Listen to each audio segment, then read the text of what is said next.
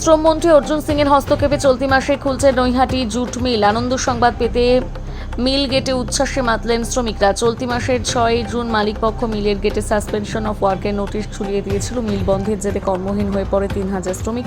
সোমবার কলকাতা নিউজ সেক্রেটারিয়েটে শ্রমমন্ত্রী অর্জুন সিং এবং শ্রম প্রতিমন্ত্রী ভাস্কর ভট্টাচার্যের উপস্থিতিতে মালিকপক্ষ এবং শ্রমিক ইউনিয়নের প্রতিনিধিদের নিয়ে বৈঠক জট কেটে যায়।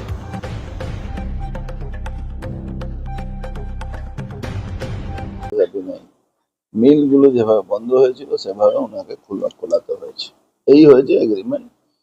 কোনো ছাঁটাই নেই, কোনো ওয়ার্কলোড নেই, সবটাই অন দ্য লাইন, সব কাজ হয়েছে।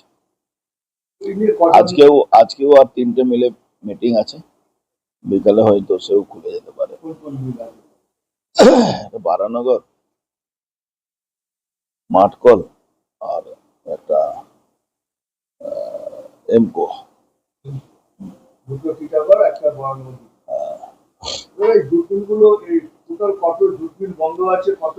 খুলে 18টা জুট মিল বন্ধ ছিল, এটা নিয়ে 3টে খুলে গেল। আর আজকে হয়তো 3টে আরো হয়ে যাবে। কালকে ভারত জুট মিলের মিটিং হয়েছে। ভারত জুট মিলে ব্যাপকভাবে ধাঁধলি হচ্ছে। মিলটাকে প্রমোটারদের হাতে বিক্রি করে দেওয়া, সরকারি মিল ছিল, প্রমোটারদের হাতে বিক্রি করা ধান্দা। মলে ঘটক ওর মধ্যে ব্যাপক 2 নম্বরই করেছে। চলছে। আমরা আশা করি 10 তারিখের মধ্যে প্রায় সব জুট মিল খুলে দেওয়া যাবে। এতদিন মিলগুলো বন্ধ, কোন এই জাদু না, দেখুন জাদুর কোনো ব্যাপার নেই। আপনাকে পরিস্থিতি বুঝতে হবে কেন মিলটা বন্ধ হচ্ছে, কারণটা কি। এই কারণটা যেদিন শর্ট আউট হয়ে যাবে মিলগুলো চালু হয়ে যাবে।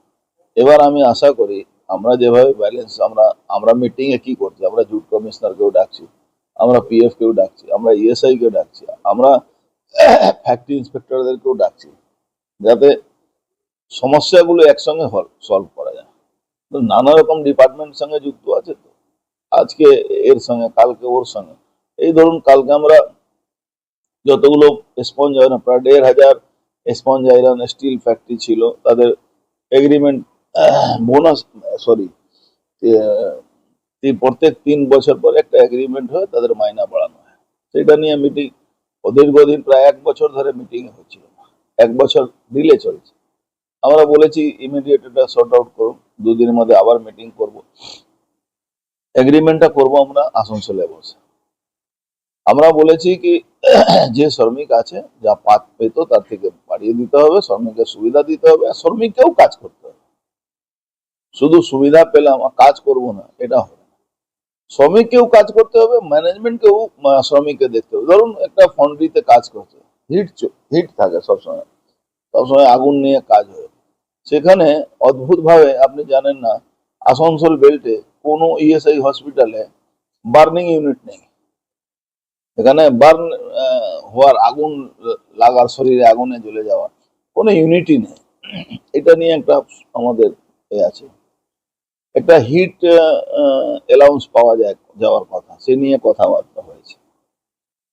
ওখানে ব্যাপকভাবে ধাঁধলি আছে। আবার কিছু কিছু ওই তৃণমূল যারা করতো তারা কাজও করতো না, শুধু সিগনেচার করে বাইরে পার্টি কাজ করতো।